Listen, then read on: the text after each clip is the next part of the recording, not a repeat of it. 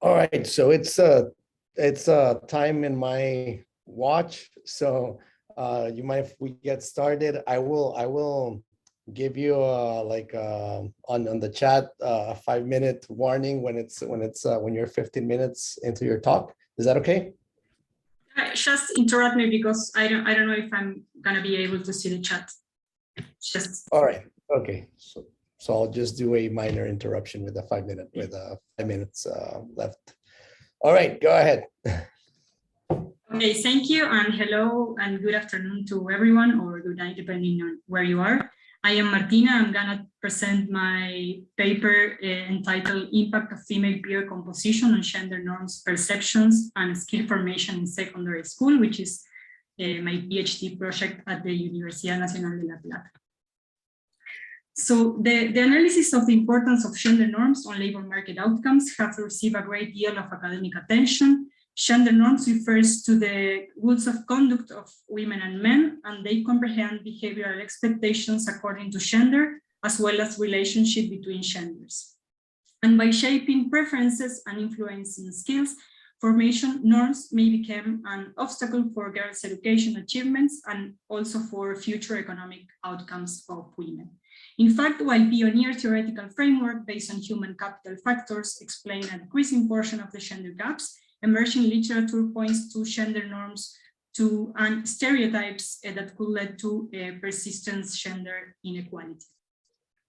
Yet, how gender norms perceptions are formed and what drives it changes over time are still open questions in the economic literature. Norms formation process involves many actors that varies along the life cycle, and while family is key at initial stages of the life, school and peers become increasingly important with the age, and in particularly in teenage ages. Peer gender composition might affect perception on gender norms by at least two channels.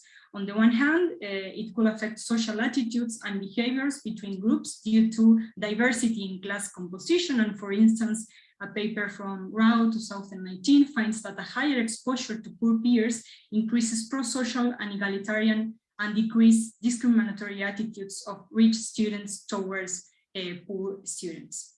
And on the other hand, it could also affect the interaction between teachers and students, promoting the transmission of gender views from teacher to students, as was found for previous evidence in the literature.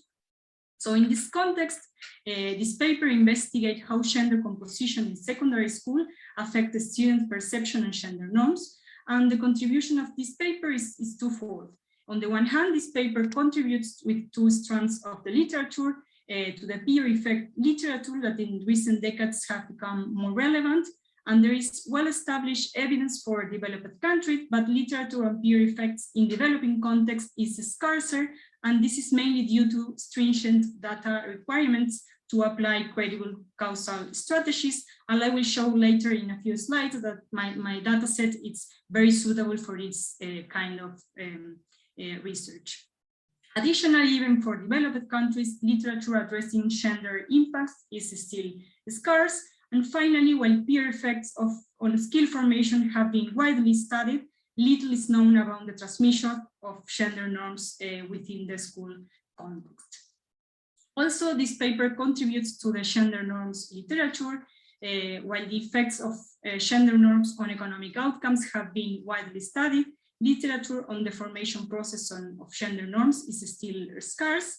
There is evidence of family intergenerational transmission of gender norms, and the transmission of belief from teacher to students, but to the best of my knowledge, there is only one related working paper that analyzes the school peer effects on gender norms for the Vietnamese case.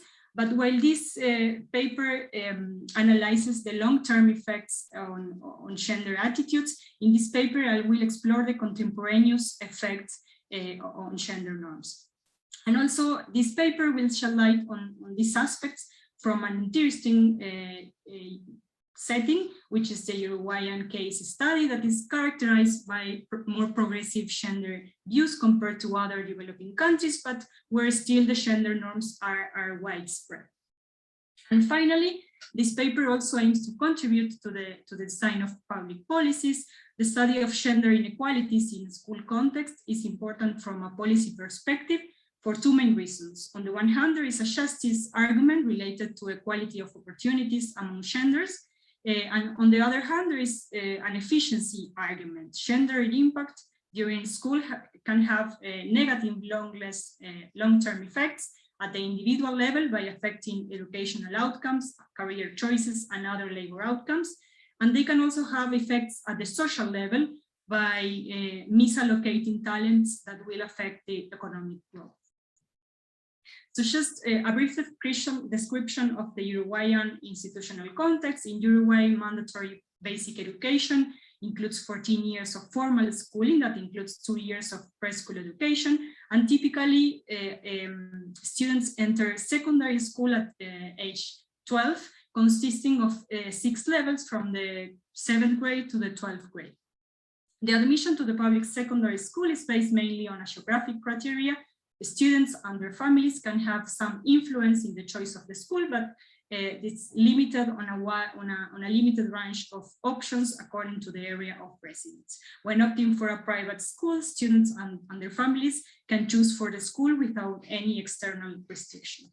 Nevertheless, in both type of center, private or public, the assignment of a student to classroom is made by the head of the household and of the school, sorry. And this process is done every year so that classes are rearranged every year, and the assignment seeks to preserve homogeneity between the groups within the school.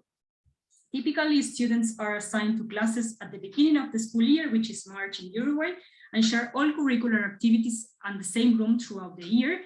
And so the interaction between his classmates is more intense compared to the rest of the students in the school. But on the other hand, this reassignment each year leads to a shorter interaction, only 1 year, compared to previous studies in this literature. The data I'm gonna use, I use in this paper, it's a Uruguayan survey for a multidimensional evaluation of the educational system. These are the Aristas survey that are representative of the 9th grader secondary students attending urban school, and it was conducted in October 2010. And crucially, the novel sampling design of this survey allows me to deal with the typical peer effect issues, and it's basically a 3-stage stratified sampling design, where first schools are randomly selected, then classes within the sample school were randomly selected, and finally all students within the selected classes were interviewed. So I have information of all students peer in the classroom. For the estimation sample, it's composed of students from public and private regular secondary schools with non-missing information in the analyzed variables, in classes with more than 12 students, and in schools with 2 or more classes. These represent almost 60% of the original sample, and I provide some evidence in the paper showing that the composition of the final sample is not affected by this selection process. And just to show you a brief overview of the main characteristic of the students in this estimation sample, female students are younger compared to male students. They are less likely to be only child and to live in house with both parents or grandparents, but they are more likely to come from households within the 40% of lower socioeconomical context. They have also less experience in grade repetition in previous years. And the main independent variable in this analysis is the percentage of female peers in the classroom that is calculated as the leave one out distribution of the female peers in the classroom. And the percentage is calculated or computed in the original sample before excluding these cases in the estimation sample to account for actual sex composition in the class. The share of female peers is 52 for males and 51 for females, with a standard deviation of 0.10 and 0.9, which is similar to the percentage of female among all students in the sample. The main results variable are the students' views on gender norms, and I take advantage of a novel information collected in the survey that as students are asked about the level of agreement with 6 statements, such as women shouldn't work, or men and women should earn the same if doing the same job, and the same with politics, domestic work, care work in household, and equality in sports performed for women and men. The answers vary from 1 to 4, from strongly disagree to strongly agree, so that responses are ordered so that higher values, that is 4, or higher agreement, always represent more progressive perceptions, so that these green bars represent more progressive gender norms perception, and the reddish represents more traditional gender views on these 6 statements. So the figure here shows the distribution of the responses for these 6 statements according to students' own sex. And we can see that the statement with more progressive perception among both female and male, and the one related to equality of wages and equality in sport performed by sex. And there is also great variation by students' gender, and female hold more progressive views compared to male students for all the analyzed statements. So to analyze the gender peer effects, I implement the widely used linear linear models to the following equation, where share female is the leave one out proportion of female peers in the class. This X and X overline is the vector of student control and peer control variables. The lambda here, it's a vector of school level fixed effect to control for and observe characteristic of the school quality and to deal with potential sorting of the students into school. And the standard errors are clustered at the class level to allow for correlation of outcome between students in the same class. So basically, the empirical strategy exploits the quasi-random variation in the percentage of female peers across classrooms within the school for the identification of causal effects. But of course, there is some validity checks to prove that this empirical strategy can be applied in this context. And one of the main challenges to identify peer effects is the self-selection of students to schools. This potential selection bias can be minimized by the novel sampling design of the survey by introducing fixed effect at the school level, and thus exploit only the variation within school and among classes. But also self-selection of students to classes can be a potential issue, and to verify if students are assigned to classrooms following an as good as random process, I conduct 2 complementary analyses. On the one hand, following Lavi and Schlosser 2011 paper, I randomly simulate the assignment of students to classes to check if this simulated random assignment it's similar to the observed assignment of students to classes in my sample.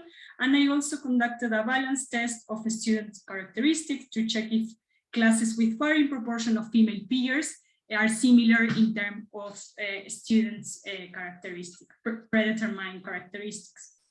And the results of both exercises show that the assignment of students to classes is as good as random, ruling out then the potential selection problem. And finally, I also show that there is enough residual variation in the share of female peers between classes within the school.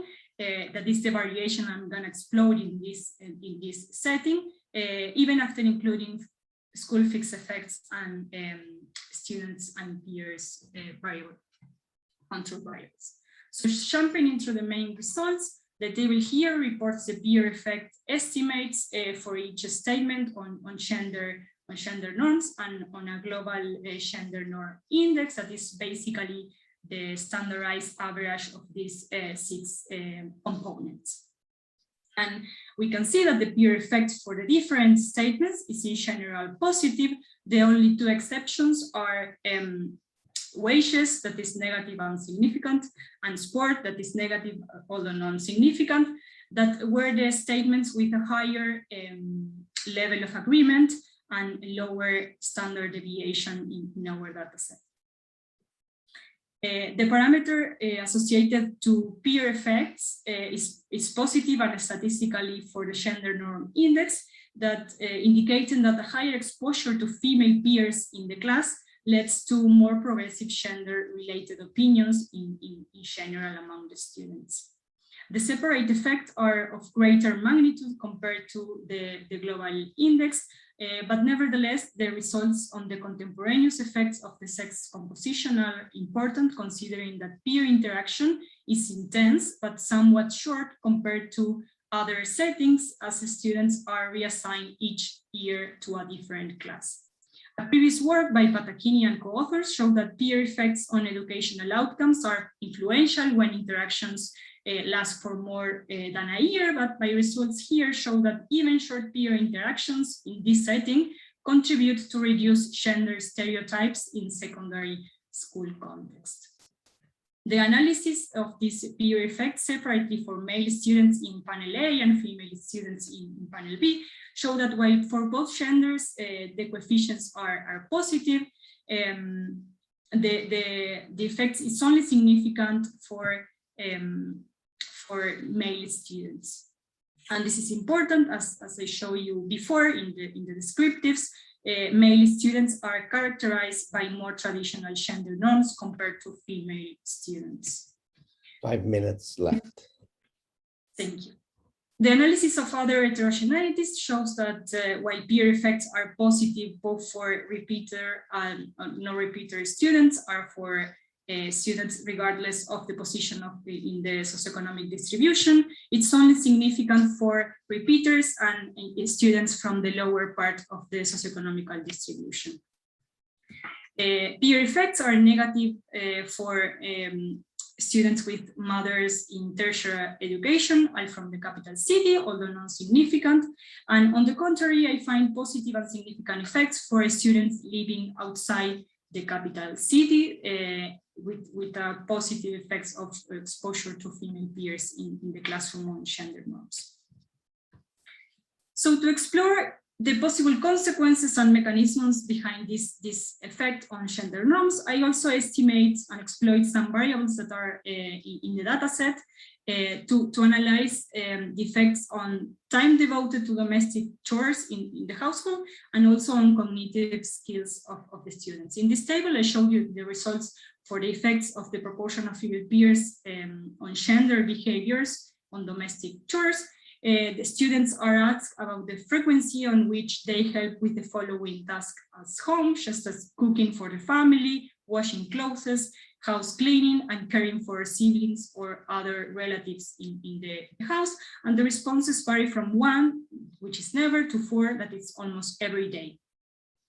The estimation of peer effects on these actual behaviors separately by the students on gender shows that for male students there are no significant peer effects, but for female students we do find a significant reduction in the time devoted to care activities in the house, and on the global index computed as the standardized average of these 4 dimensions. Finally, I also analyze the effects of exposure of female peers on cognitive skills, taking into account the mathematics and language standardized tests that are applied in the survey. This is an important aspect. These tests were designed, distributed, and supervised by the survey team and not by the school team. So this score is unlikely to be influenced by potential teachers' bias. And I find a positive and statistically significant effect of female peers in mathematics for female students, and I do not find any effect on male or in language test score for female students. While previous evidence is not conclusive regarding this evidence, while some studies find positive effects of female composition on academic performance for both male and female, or other even stronger effects for male students, my results are in line with those papers arguing that there is no strong relationship between male students' attitudes and other economic outcomes. And moreover, these positive effects for female students are evident only in mathematics, and so improving academic performance in a field where female students can have relatively worse results. I conducted some robustness check to test whether the main results hold for different specifications and methodological changes. For a matter of time, I'm not going to go through this, but I can tell you that the main results holds mainly holds for all after including all these things. So just to summarize and conclude, this paper uses a Uruguayan nationally representative survey to investigate how gender composition in secondary school affects students' perception on gender norms. My results show that a higher exposure to female peers in the class leads to more progressive gender norms. And furthermore, these results are driven mostly by men. Male students are and low socioeconomic background, which are the students characterized by more traditional gender norms. I further show that exposure to female peers operates not only by reducing traditional gender perceptions, but also changing actual behavior. Firstly, by reducing domestic work assumed by female students, and secondly, by improving academic performance in a field where female students have relatively worse results compared to men. In summary, this study provides evidence on the importance of peers in the formation process of gender norms during the adolescence, and my results suggest that even short interactions, such as a year in secondary school, may have substantial effects in reducing gender stereotype perceptions and behaviors among students. And that's it. Thank you very much, and hope you have questions and comments. Thank you. We're over time, 1 or a minute and a half. So let's start with Jose Alfonso Munoz, and maybe we can have a discussion at the end that we have extra minutes. Jose, I will also tell you when you're 15 minutes in if you want, or if not. Yes, okay? Please. Yeah, right. Thanks. Go ahead. Okay, so well, hello everyone. Thank you for joining my talk. I'm going to talk to you about my second PhD paper here in Toulouse School of Economics. So it's about the responsible paternity law in Costa Rica and the effects it had on household labor decisions. So voila, that's better.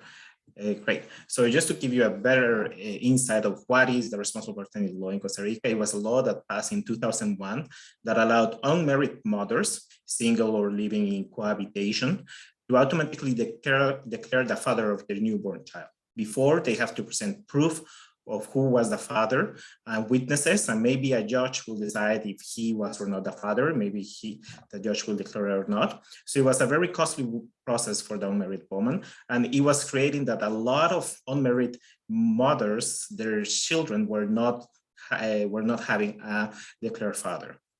So on the graph on the left, you can see on the black line, the percentage of children without a registered father. So it was running around 50% of unmarried mothers' birth.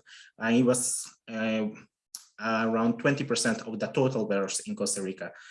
But then the responsible paternity law made it completely automatic that the mother can declare who the father was in the hospital at the moment of the birth. And then the father could counter this declaration, and then there's a DNA test that has to come into play, and the liar, either the mother or the father, had to pay for the DNA test. Okay, so what's the main benefit of having a declared father is that the mother can demand monetary child support for the child. This is quite important because it makes the woman more less dependent on the father's willingness to pay for the child if he wanted or not. So on the right, we can see that after this law in April 2001, there was a huge increase of 25% of the number of child support demands entering the Costa Rican judicial system. So the law automatically made that the mothers start demanding child support for their newborn child. Now, what does this has to do with labor supply, labor decisions, households, and right? And it's the fact that labor decisions are household collective decisions between the members, and the rights, like the responsible paternity law, are going to change the members' outside option. So what I'm going to argue in this paper is that the responsible paternity law and its direct effect of the mother being able to ask for monetary child support improve the single mother situation, in the sense that she can have a more income because of the child support. Now, this will have two effects on the Costa Rican women. The first one is that the women are going to be in better position to be or not in a couple. In that sense that she wouldn't, if she wants, she will just stay as a single mother and get the child support or not. And if she agrees to be in cohabitation or in a couple, it is going to be because she's going to share, she's going to receive a higher share of household total income. This is something I will call bargaining effect, and the effect of it is similar to a relaxation of the budget constraint, in the sense that the woman is going to get more income in her household, in the household. And this will have the two classical effects, that is an income effect and a substitution effects, that is going to go in opposite directions of how the labor supply of the mother is going to move around. Okay. So then in this paper, what I'm going to try to answer is how the responsible paternity law affected household labor decisions through the couple bargaining powers in Costa Rica. What I'm going to do is to present two empirical exercises. First, I'm going to present a reduced form difference in difference, where I'm going to get direct effect that the wife's weekly working hours increases for cohabitated women, and it's going to decrease the husband's labor participation. Then I'm going to try to explain what are the channels these effects are going through. And for that, I'm going to construct a structural model that is going to be a collective matching labor supply model to be able to recover the household's bargaining rule and labor supply parameters. So with this, I can see how the responsible paternity law is changing the bargaining decision power the wife and husband has in the household, that is if it's going to improve the woman's situation in the household. For this, for now, I haven't found a significant effect in the woman's bargaining power for the treated household, but there's a big scope of robustness checks I still have to go through.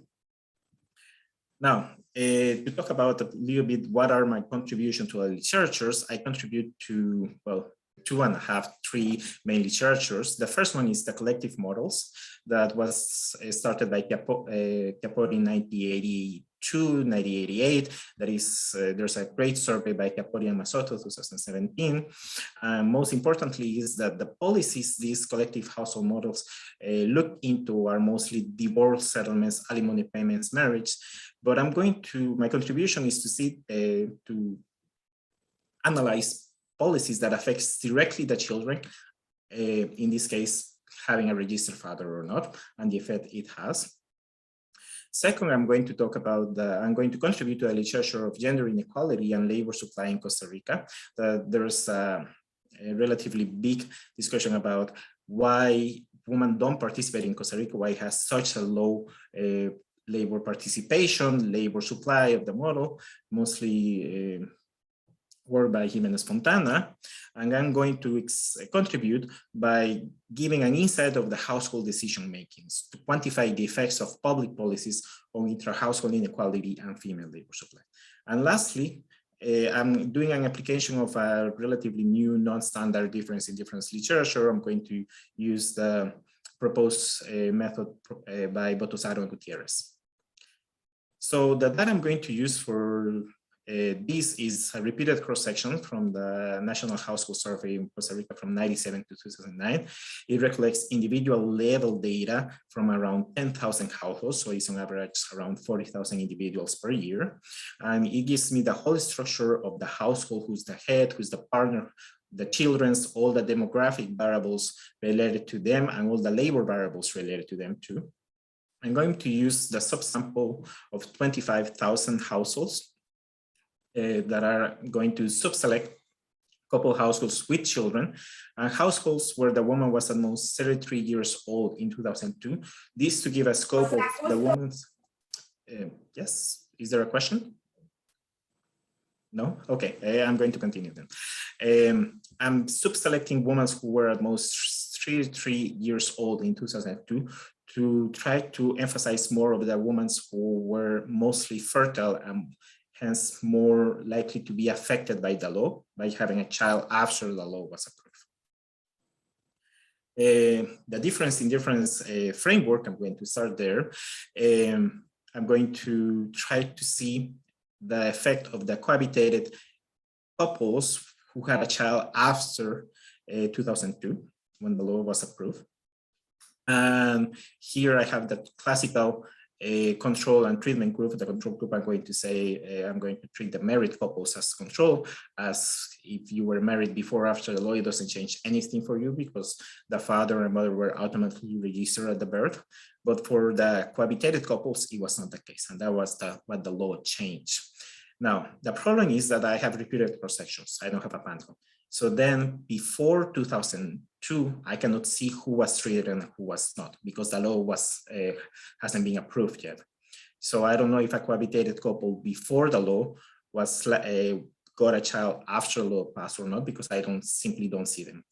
So to try to overcome that problem, I use Botosaros and Gutierrez proxy for Latin treatment status how you call that, diff and diff setting that will allow me very simply to perform a diff and diff. So the main idea of their paper is to simply construct a propensity score using proxy variables. So I'm going to use a propensity score of how likely individuals are going to be treated or not according to variables that I can observe before the law was approved and after the law was approved. Then I'm going to estimate the average outcome for both groups before and after the law was approved. And before the law, I'm going to use the propensity score. And then the difference in difference estimator is going to be the simply difference between the two treatment and propensity score coefficients. I'm going to estimate this using the GMM setting they propose.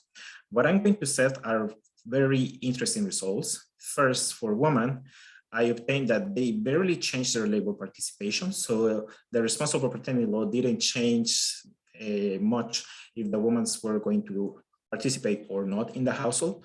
But what I obtained is that if they decide to participate, they are going to increase their weekly working hours by 2 hours per week. That's around 5 to 10% of the average weekly working hours. So on a monthly basis is a really big increase. For men, I actually found the opposite. Men are going to decrease their labor participation about 4%, but there's no going to be really big difference in the weekly working hours they provide. And this is quite in line with the descriptive statistics I have in the data, in the sense that Costa Rican men work a lot and very consistently. There's almost no variation in the labor supply for them. Now, these results had us tell me that there's a significant effect on the household's labor decisions created by the responsible paternity law, but it doesn't give me any insight of what is the mechanism behind these effects. So for that is why I'm proposing collective matching models that can explain the two potential channels that can explain these results. So I'm going to use the model proposed by Cho and Seitz in 2013 that has two stages. A first stage of matching, of women and men matching, and the second stage of intra-household allocation. So in the first stage, individuals decide to be single, cohabitated, or married, and they're going to choose either of those situations according to a certain utility they will have for each situation. And for the cohabitated and married options, they're going to take the decision according to a researcher that they're going to provide in the intra-household allocation. In the intra-household allocation, they're going to go through a very standard collective household model where the household is going to maximize a linear combination of the utilities of the man and the woman, according to a Pareto weight that is going to be the bargaining power each member is going to have. And this is going to be subject to the household budget constraint. As is standard in the collective literature, because by assuming that the decisions taken by the household are Pareto efficient, using the second welfare theorem, this problem can be decentralized into individual problems for the man and the wife according to a certain sharing functions. So they're going to take that total household resources, they're going to divide it for the man, for the woman, and then each of them is going to take the decisions according to how much portion of the household they have. Now, this is quite important because these sharing functions are the ones that they're going to use in the first stage to define if they want to be in a couple or not. Now, what is the effect of the responsible paternity law in this model? If the woman has more income with child support, then her utility of being single increases. She doesn't need to, she can be better being single. The effect is opposite for the men. They have to pay the child support now. Sorry, this salary should go down. So they decrease their utility of being single. So then in this situation, the man might try to increase the woman's utility of being in a couple. And the only way he can do that is if he offers her more bargaining in the household in cost of his own bargaining. So then this interaction between them are going to have two effects. First, the selection effects. No matter some women's, no matter how much power the man is going to offer them, they will prefer to stay single. So then the new couples are going to differ from those before the law, because they are more likely, the new couples might be really more likely that they really wanted to be together or they share more bargaining power. The second effect is the bargaining effect. Is if couples get together, is because the woman is going to agree to be on it with a higher sharing of the total resources. And this is going to relax her individual maximization problem of labor decisions in the household. And this is going to have the classic income effect. You have higher income and you will you're going to work more to have even more labor income and profit more of that labor income. Or the substitution effect, that higher income, then she can have a higher utility with or maintain the same utility with lower labor supply. This effect is only going to exist for the couples that already existed once the law passed.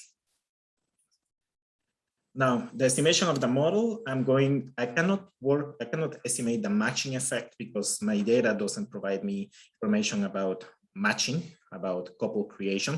So I'm just going to focus on the bargaining effect.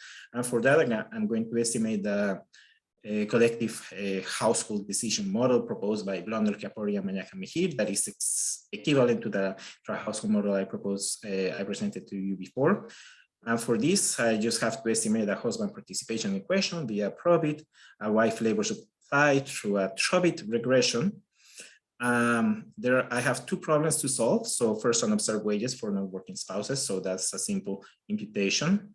And given I have no data of individuals who use or not the responsible paternity law, I have to go with series of specifications of who are the treated, who are the untreated, and then estimate for both groups and compare the structural parameters between them. And the results, I see. Sorry? 5 minutes? 4 more minutes.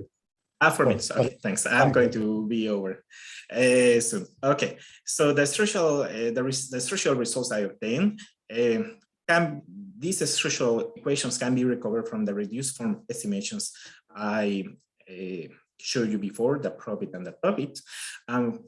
What I obtained first is the female labor supply. I'm able to recover those parameters and the household sharing function. And the important thing is what is happening with the household sharing function for the treatment and control group. And for the treatment, we can see that it proposes a higher bargaining power for the woman's wages, meaning that if the more income coming from the woman decreases the bargaining power of the men. Now, the problem is that once this estimation is created, when I do this estimation, the number of observations for each subsection of the Probit and Tobit start decreasing a lot. So then that's why I have such big standard errors. So then that's something I have to work on, is the robustness checks around it and a better way to define the treatment and control groups in this case. However, on different settings, on different subsamples, the signs and the difference between the treatment and control groups are aligned with the difference in difference results I showed you before. So then to conclude, I wanted to estimate the effect of the responsible paternity law in the household's burden and distribution and labor decisions. And for that, I do a diff and diff reduced form evidence where I show that the responsible paternity law increases the wife's weekly working hours, but decreases the husband's labor participation. Jumping it into a structural model, I obtained that there's an increase in female power, although it is not significant because of the standard errors, but these results might be driven by the small sample size. So my next steps are just robustness for the structural estimation to define better samples and also to consider couples where the wife have different outside options. So more educated women have different options that less educated women that might not have such a big higher wage or lower wage than the other, or more personal income. So yes, and that would be all for me. Thank you very much. Awesome. We have time for like a minute and a half for questions because Jose ended quite early. Sorry. Jose, I do have a question. Yes. When you started with the, this, I've always been intrigued by this responsible paternity law of our country. And it's actually, when I think about it, I thought more about it changing fertility decisions, more in line instead of labor decisions, right? Thinking about it like it provides an insurance against a mistake or against a disappearing father, right? So many of the people that make use of this law are people who maybe did not have a stable partner, or this law seems to benefit people who had an accident or maybe an unplanned child, right? So I was actually thinking that this provided like an insurance against a scenario where a mother is with a child and a father just claims no paternity, right? So I thought. Yeah, go ahead. Yes, Did you investigate so that's a good question. And actually, the literature already answered the question for fertility. It decreases fertility. So actually, the trend of fertility in Costa Rica was already very, very low, and it actually helped it decrease it even more. However, it was not mostly for, it doesn't seem to be only for that it worked for couples where it was not such a stable couple. It worked for everyone, and it actually created a structural break in the way individuals see relationships, in the sense that since I can tell you in 2001 I was in school, but when I was in high school, I knew that everyone wanted pregnancy. There was going to be child support for me straight away. It was automatic. So then it changed completely the way the Costa Rican individuals thought about it, and how unwanted pregnancies can change everything because of the law. It's not very easy for men to not declare themselves. So yeah, so it's that's what I'm trying to look into, like all the multiple effects that the law had on different levels. And then I found that it had on labor decisions. Thank you.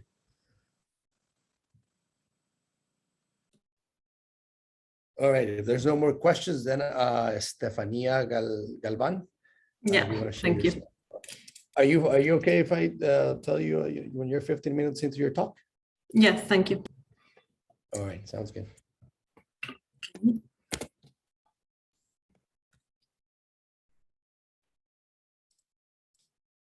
Okay, so hello everyone, thank you for being here. My name is Estefania Galvan. I'm going to present my paper entitled Why Has Technological Change Not Closed the Gender Wage Gap? So, driven by technological advances, labor markets in high-income countries have experienced relevant structural changes. One of the most documented consequences is the relocation of employment from routine work to non-routine tasks. That is, to the extent that these routines are based on well-defined rules and procedures, they can be carried out by a computer running a program, that is, they can be automated, reducing the demand in medium-grade occupations while also increasing the demand in those jobs in which technology complements work, a phenomenon that has been called routine bias technological change. This has led to a growing literature investigating the impacts of technological change on inequality and the extent to which labor markets are increasingly polarized. However, we still know very little about the evidence on the effect of technological change on the dynamics of the gender wage gap.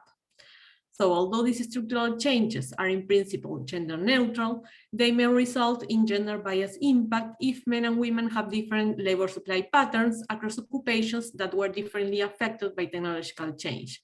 And therefore, this may have had relevant implications for the evolution of gender wage disparities. So this paper addressed the question on how have changes in wages and employment structure across occupations associated with technological progress affected the gender wage gap.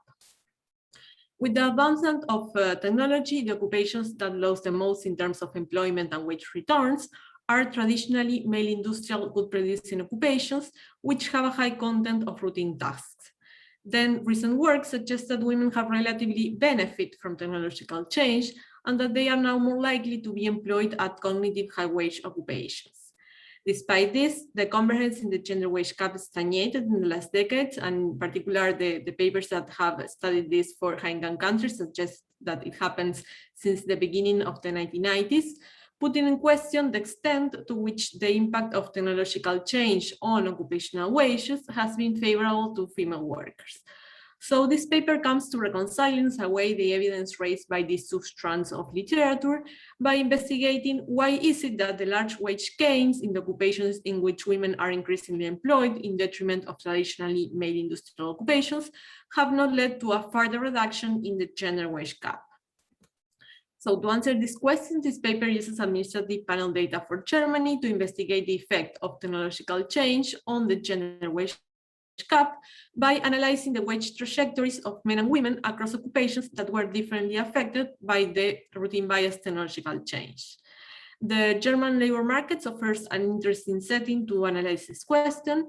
First, because it has one of the highest and more persistent gender gaps among developed countries, and at the same time, having a large industrial sector, the effect of technological change on the employment structure has been remarkable, as shown by previous work. So what I do in this paper, I first estimate changes over time in the occupation-specific wage premiums. These are defined as the component of the worker's potential wage that is common to all workers in each occupation in a given year, after accounting for the effect of occupation-specific return to individuals' skills. For that, I follow the panel data approach of Cortes 2016, which allowed to control for the endogenous selection of workers into occupation. I consider a classification of 5 broad occupation groups, distinguishing between tasks that can be automated and tasks that require analyzing or interacting with others and where technology often complements work. On the second place, I investigate how these changes in the wage premiums for male and female workers affect the gender wage gap, distinguishing between a composition or sorting channel that is considering the gender differences in the employment structure across occupation, and then a channel that looks at the gender differences that take place within occupations. So this paper contributes to a broad strand of literature that aims to understand the causes of the persistent gender inequalities. And this literature shows that although the women have updated the occupations in which they are employed, the occupational structure still remains an important factor to explain the gender wage gap. And for example, recent work shows that occupation and industry variables are now the largest measuring factors in accounting for the gender wage gap in countries such as the US and the UK. This suggests that the structural changes that alter either the employment structure or the wages paid across different occupations might be relevant to understand the dynamics of the gender wage gap. So in this context, there's a literature that has analyzed the gender effects of the routine bias technological change across occupations, and it does it by focusing mainly on the employment structure side. That is, analyzing to what extent women's jobs are more or less subject to automation compared to those of men. Negai and Petrongulo and Serena and co-authors showed that the relocation of labor from good-producing sectors to service industries favored women by creating jobs that are less physically demanding and more intense in interactive skills. And there's also a literature that focusing on the task content of shows that there was a rise in the use of interpersonal tasks in the US, and this favored women who have an advantage in those increasingly valued skills. So my paper is closely related to Black and Spitzoner 2010, which focusing on low and medium educated workers in West Germany, showed that women have witnessed increases in non-routine analytical and interacting tasks within industry and occupation cells, which they interpret as a positive effect of technological change on women. So my paper contributes to the literature by looking not only at the employment, but mostly at the wage dynamics across occupations. And I showed that wage premiums for male workers grew more rapidly than those of female workers within analytical and interacting non-routine occupations. And this result explains why, although women have been less exposed to automation of work and increased their employment in those analytical and interactive shows, this technological change has not led to further reduction in the gender wage gap. So this paper uses two main data sets. First, the administrative social security records for Germany, the sample of integrated labor market biographies. This data set is a 2% random sample of all mandatory notifications made by employers to social security agencies, and therefore it excludes self-employed, civil servants, and family workers, representing 80% of all employees in Germany. My sample is composed of male and female workers aged between 25 and 55 years old in West Germany for the period 1975 to 2010. Because there is no precise information on the hours of work, I restrict my main analysis to full-time workers so that wages are comparable. I combine this dataset with information on tasks. I take this information from the representative labor force cross-section, which is called the Qualification and Career Survey. This is several cross-sections, each covering around 30,000 individuals, and where workers self-report on the task content of their jobs. The tasks are the activities that individuals have to perform in their jobs. So using this data, I follow the classification of Spitzoner, which is inspired on author and co-authors 2003, to construct a 5-dimension classification based on the task content of occupations. So there are 5 categories. The first is the analytical non-routine, which includes tasks such as research and analyzing. Then we have the interactive non-routine, which includes tasks such as managing and teaching. These are high skill, high pay occupations. Then we have the medium occupations, which are the cognitive routine, which includes tasks such as calculating and bookkeeping, and the manual routine, which includes tasks such as operating machines. These are typical industrial occupations. And finally, we have the manual non-routine, which includes low skill service and repair. So I use this information on the task and aggregate it at the 3-digit occupational level to classify my occupations in the CAB data. So following previous literature, I interpret changes along these task groups as being related to routine bias technological shocks. So here I'm showing my summary statistics for the sample. From here, the only thing I want to mention is that if we look at the occupational classification, on average in the period, women are more represented at the cognitive routine occupations and the manual non-routine, while men are mostly represented at the manual routine occupations. And if we look at the high skill occupations, men are more represented at the analytical non-routine, while women are more represented at the interactive non-routine. Here I'm showing the changes in the employment shares by occupation groups. The occupations are ordered in increasing order according to their median wage. And we can see that for both men and women, in line with the routine bias technological change hypothesis, there was a strong decrease in the manual routine occupations. For men, this was compensated by increases in the 2 extremes of the occupational distribution, that is the analytical non-routine and the manual non-routine. And for women, it was compensated by a strong increase in the interactive non-routine group.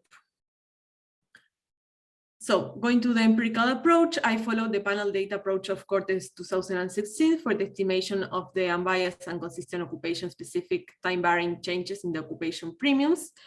Assuming that individuals' skills are time invariant and productivity is linear skills, the potential wage that an individual can have in the occupation J for time T is given by a component which measures the wage premium, which is common to all workers working in that occupation at that time, and another component that measures the individual's time invariant skills and the return to those skills.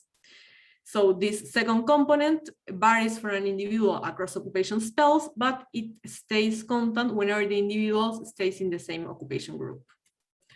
So empirically, the observed wage for individual I of gender G will depend on the occupation chosen by the individual. So we have a dummy which takes value 1 if the individual selects into occupation J, with the occupations being these 5 broad occupation groups that I described. I also include a vector of controls, which includes year fixed effects, place of work at the federal state, experience, and whether the individual is German or foreigner. So the identifying assumption of this model is that the selection into occupations only depends on the occupation wage premium and the individual's worker ability. That is, the worker will try to select in that occupation in which he can have a higher return. So Cortes created this empirical approach for analyzing the effect of technological change for a group of male workers in the US, but as I want to analyze the gender effects, I allow occupation wage premium to differ by gender, and I do this by introducing a term that interacts the dummy for occupation and time with a dummy that takes value 1 for female. So I estimate occupation premiums specific by gender for male and women. And because of the inclusion of the occupation spell fixed effect, the occupation time fixed effects are identified only from variation over time within the occupation spells. So these occupation groups should be interpreted, these occupations premiums should be interpreted as double differences. They identify the changes over time in the occupational wage premium relative to the base year and relative to the changes in the manual non-routine for male, which is the omitted category in the regression. Then I decompose these gender differences in the occupation premiums into 2 complementary channels. One is the composition or sorting across occupations, which takes place if women are more likely to be employed at occupations that most increase the wage premiums. And on the other hand, we have the within occupations differences, which arise if women obtain a smaller increase in the occupation premiums than men for the same occupation group. So to distinguish between these 2 channels, I follow the approach of Card and co-authors. They use this for the firm premiums, and I adapted to use it for the occupation premiums, performing a Oaxaca blinder style decomposition.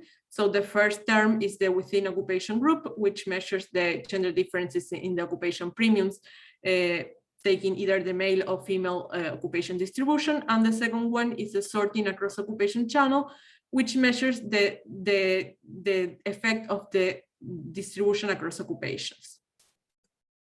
So going to the results, here I'm showing the change in the occupation premiums for estimated for a sample of male and women all together. So these are mixed by gender fixed effects. And we can see that in line with the routine bias technological change hypothesis, there's a strong decrease in the manual routine occupation premiums, while the wage premiums for the other occupations are increasing over time, especially for the analytical non-routine and the interactive non-routine. If we analyze this using the change in the gender-specific occupation premiums, we can see that there's a much stronger increase in the occupation premiums in those occupations which were most favored by the technological change for men than for women. And in particular for women, the wage premiums in the interactive non-routine occupations and the cognitive routine, which are those occupations in which women are mostly represented, tend to stay constant in time. So now, sorry? 5 more minutes. Okay, thank you. So now here I'm showing the changes in the wage premium for the whole period. So panel A, we see the mix by gender occupation premium, so estimated taking this sample together. And we can observe that from 1975 to 2010, the average change in the occupation premium increased for both men and women. And however, the increases for female workers are higher, leading to a negative change in the gender gap premium. This implies that absent the gender differences in employment distribution across occupations, the gender gap will have increased by 11.6 points or 25% of the initial wage gap.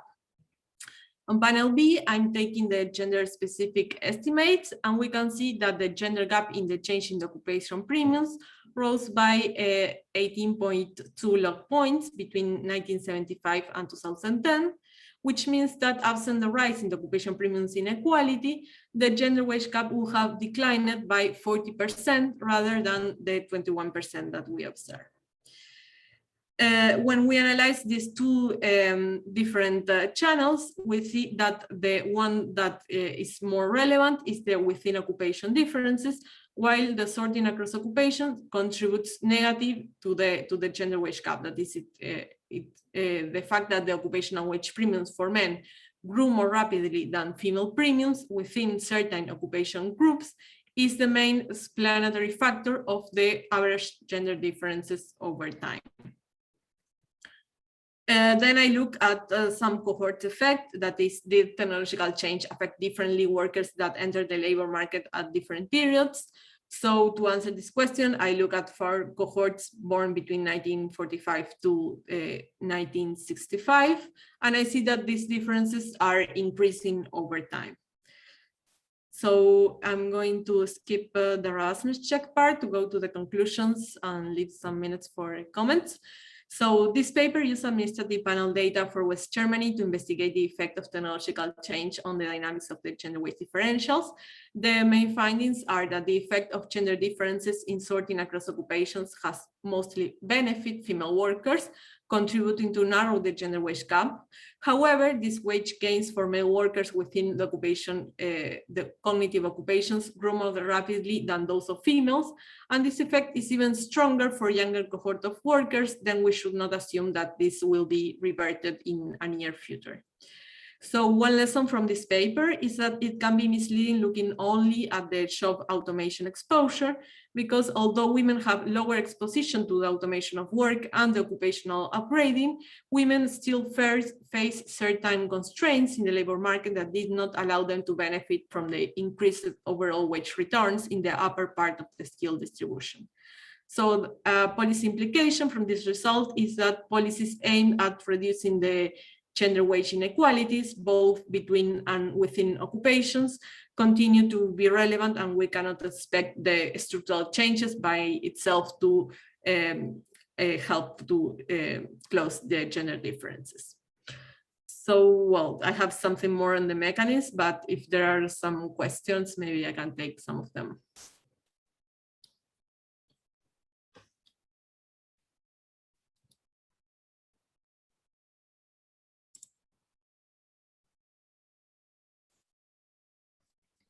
Yes, you have 1 or 2 more minutes in case there are questions.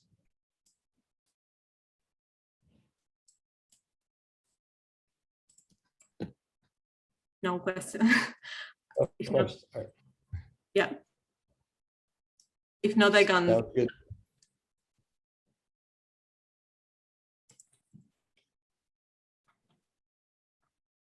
Is there a question?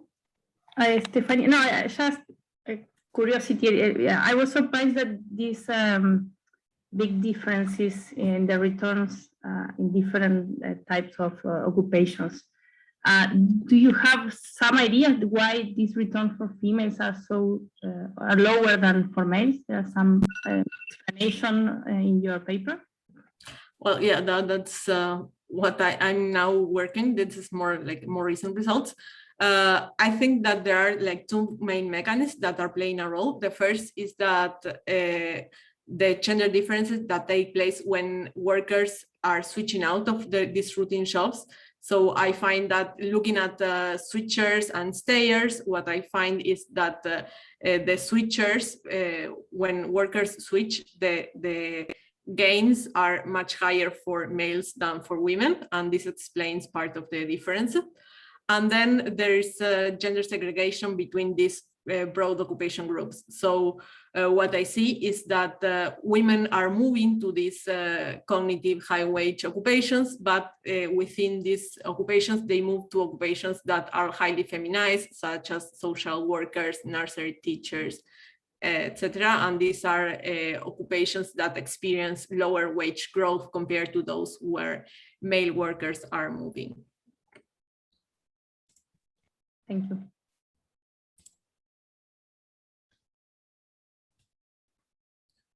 All right. So, Okay, so thank you very much. thank you, Estefania. I will share my screen now. I'll also take time, but if somebody sees that I'm running over, please feel free to interject. I've been a timekeeper, a strict timekeeper, so feel free to reciprocate. Let me share my screen right now.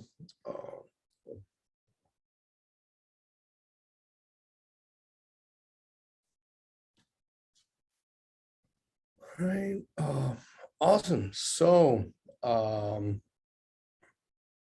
I'm going to be presenting an experiment. Many of you, two of you at least, have presented a natural experiment or a quasi-experiment. I'm going to present an artificial one, a laboratory experiment, which will allow me and my co-authors to identify the causal link between female representation in majoritarian bargaining and the outcomes that committees can reach. This is joint work with Diogo Geralds, who is at Utrecht, Ada Kovalyukaite, who is a postdoctoral scholar at NYU Abu Dhabi, James Tremewan, who's at Moscow at the Higher School of Economics, and myself, Andrei Baransky, here at NYU Abu Dhabi. So just a little bit of motivation. Many decisions in many domains are reached through negotiations via majority rule. And you can think about political settings, you can think about judicial settings, you can think about business settings, and also in academic settings, right? There's often committees making decisions and majority rules in place. Now, another common feature of the settings is that women are largely underrepresented all over the world. For example, 25% of the parliamentary members, of Congress members in parliamentary branches all over the world are female, 75% are male. 50 out of 193 permanent representatives to the United Nations are female, and the rest are male. If you look at executives in the United States, of high-level executives, only 22% are female. 34% of state court judges in the US are female. And if we look at Europe, similar figures, a little bit better, but similar figures arise.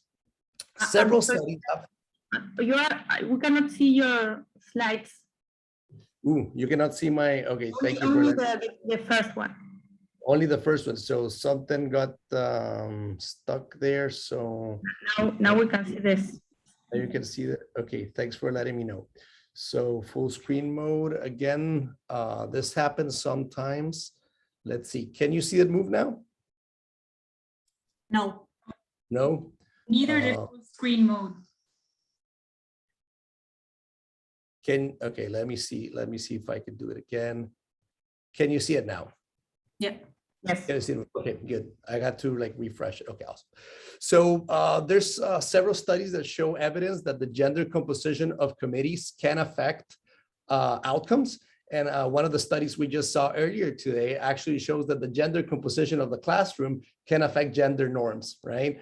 So, and I don't have that particular study in my literature review, so I apologize to Martina. I didn't know about her study, but I have other studies here that show that, for example, in a French judge panel, when there's all women in the panel, they're more likely to impose higher child support payments. There's also this experiment number 3, which is a management game that's commonly played by MBA students. And Apestegui and his co-authors find that all female groups are much more likely to invest in corporate social responsibility. And this study by Shan, Xiaoyue Shan, she's a PhD student at Zurich, she finds that when students are randomly assigned to study groups in an economics course, Women assigned to male majority groups are much more likely to drop the course. So as we can see, the gender composition of groups can affect outcomes. However, if we look at studies 1, 2, and 3, there's no exogenous assignment into the treatment. These are people self-selecting, right, into being judges, into being MBA students. So only number 4 says something to say about causality. Much of the literature on gender differences in bargaining, in fact, all of the literature that I know, has focused on bilateral settings. So in bilateral settings, I mean dictator games and ultimatum games. These are very popular games used by experimental economists and social scientists to study sharing and bargaining behavior. And one of the main findings of these meta-studies is that women tend to share a little bit more than men. 10 percentage points more of the common resource that's available to share between the parties. There's one meta-study or review study by Catherine Eckel and her co-authors where she finds that in ultimatum games, men tend to reject offers more often than women, and that women tend to accept lower shares. There's some other evidence, for example, by Exley, Westerlund, and Niederle. They show that men are more likely to enter negotiations, and that increased entry into negotiations is not necessarily financially helpful.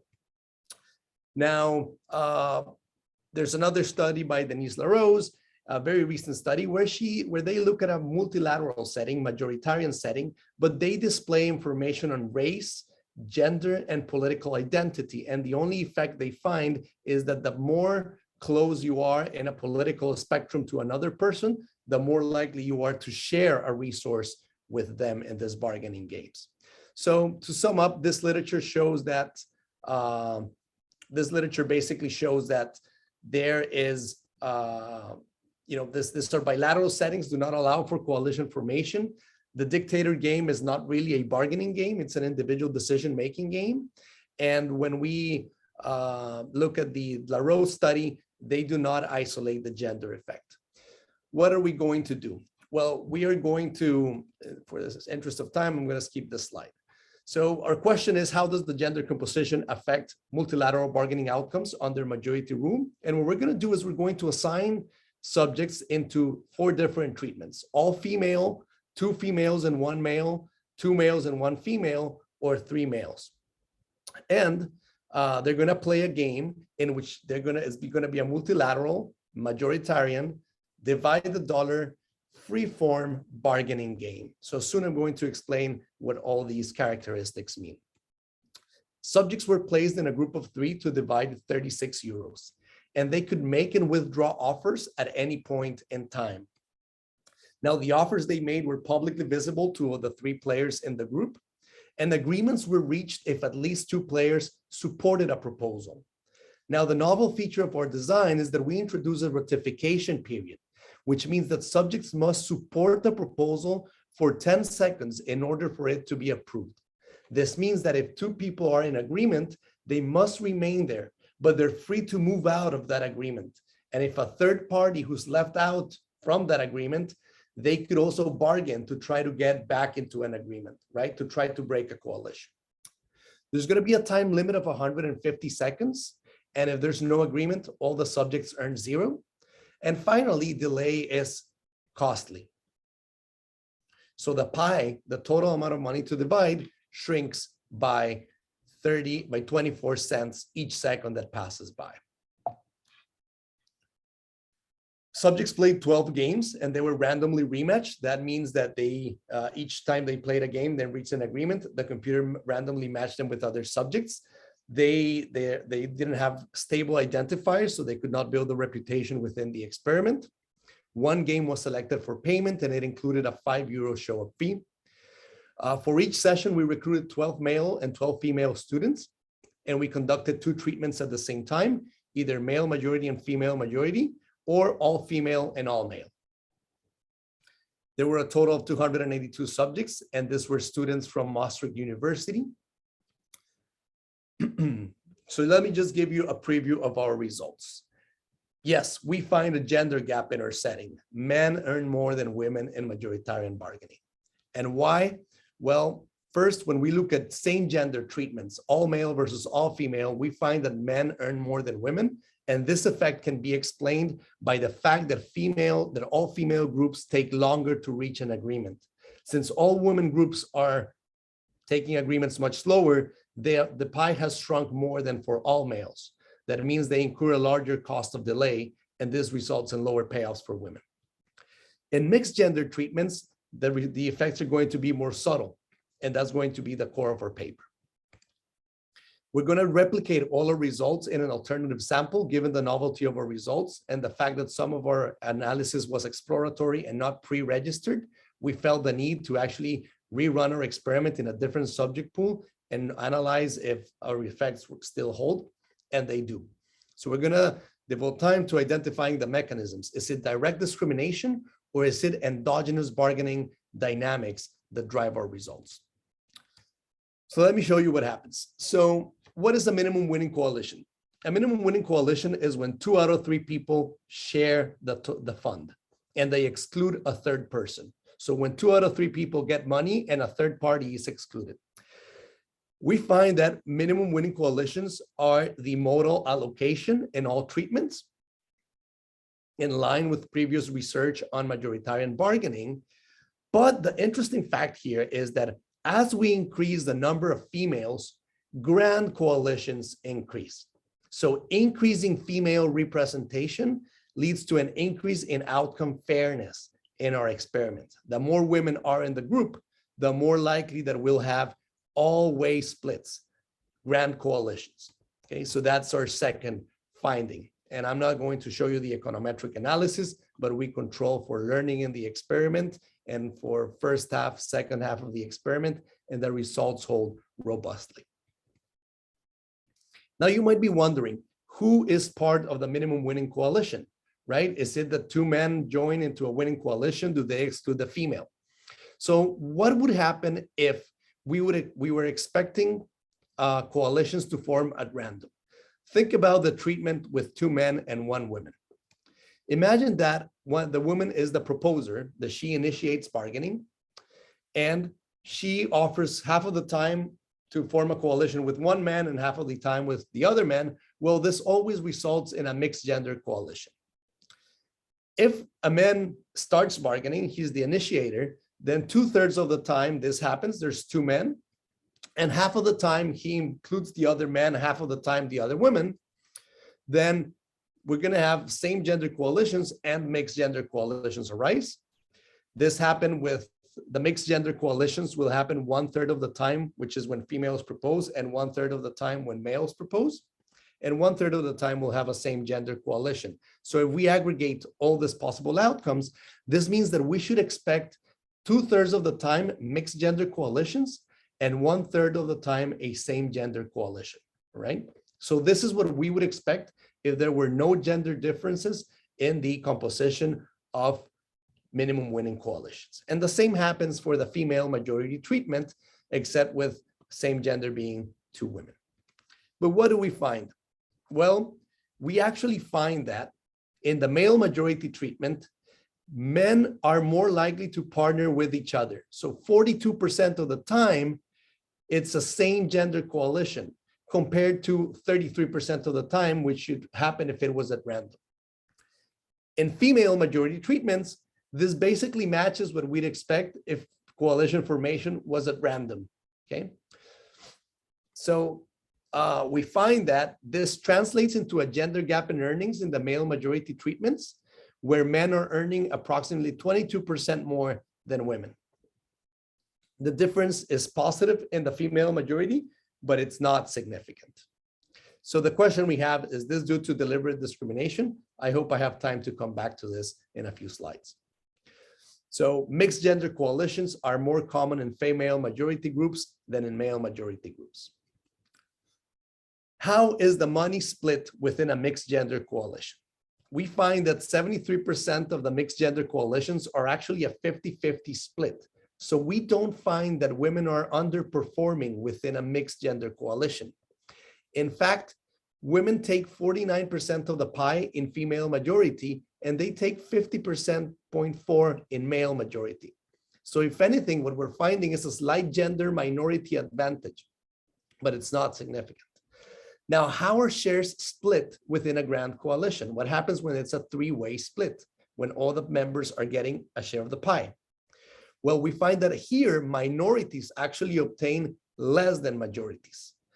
In female majority treatments, men receive 32.7 and women receive 33.6. And in male majority treatments, women receive 29%, while men are receiving 35.5%. So our result here is that 50-50 is the norm in minimum winning coalitions, and there is actually a gender majority advantage in grand coalitions. About efficiency, I told you that here we find a statistically significant difference between all female and all male groups. All female groups take longer to reach agreement, although it's it might look like it's just a second and a half. This actually translates into a loss of efficiency, and women lose more money than men due to bargaining delays. All right, about the opening offer. It's an interesting, this is a free form bargaining game. We're interested in who's making the first move, who clicks first to make an offer. And we find that, well, we should expect that if there's 2 women and 1 man in a group, then 2/3 of the time, the gender majority, the female, should be making the offer. But let's see what's going on. In the female majority treatment, it's actually the man is making an offer 45% of the time, so more than 33% of the time, right? And if we look at male majority treatments, men are making offers 79% of the time, the first offer, which is more than 67 when we'd expect at random. So this means that men are much more likely than women to make the opening offer in bargaining. And the question we have is, later we're going to ask if this affects men or women in the same way. Is being the first mover advantageous?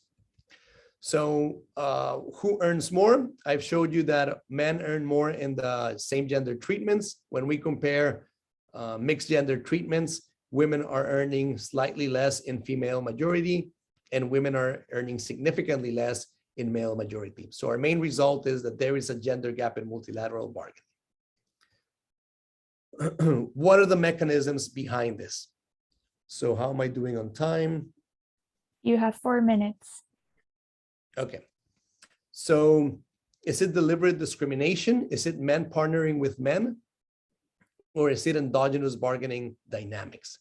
So is it that men partner with men more often? We actually do not find evidence of this. We find that when men make the opening offer, 44% of proposals are made to the other men. So if anything, there's a bias in favor of women. Is it that women are more likely to propose grand coalitions, which are less attractive towards men? We also find that this is not the case. In fact, women are less likely than men to make grand coalition offers in the male majority treatments. It seems that they start to mimic male behavior when they are a minority. So that cannot be an explanation.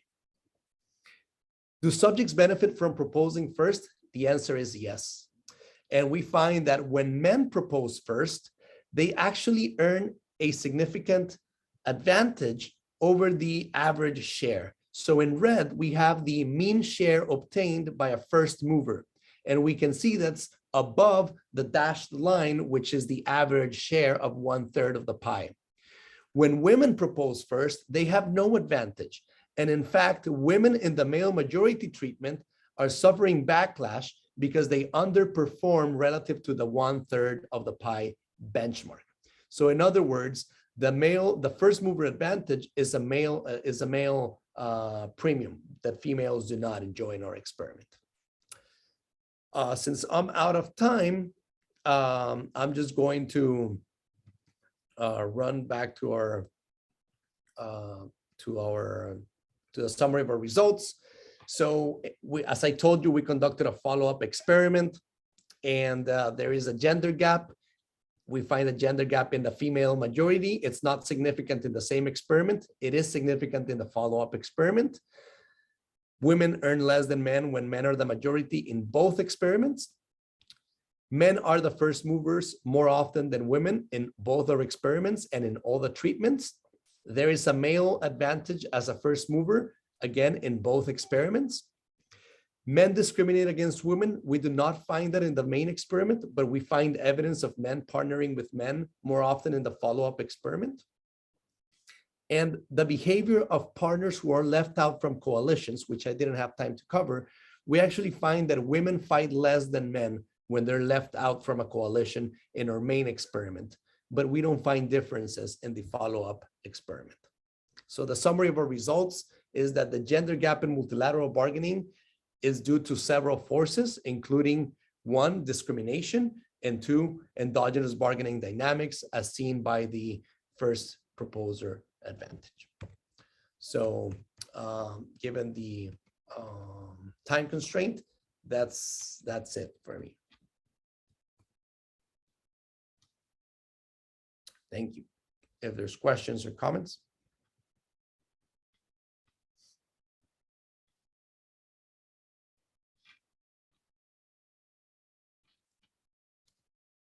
No questions or comments? All right. Thank you very much. Thank you. Bye. Thank Bye. you. Thank you. Bye. Bye.